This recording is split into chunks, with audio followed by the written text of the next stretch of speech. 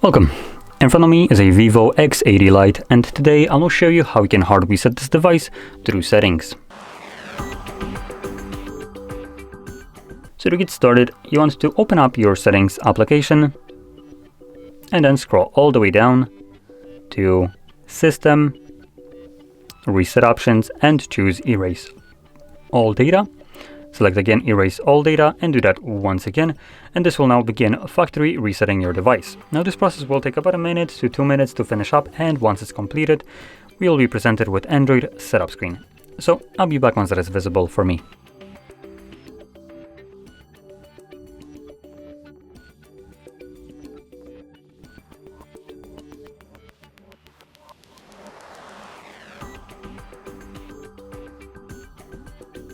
And as you can see, the reset is now finished and you can set up your device however you like.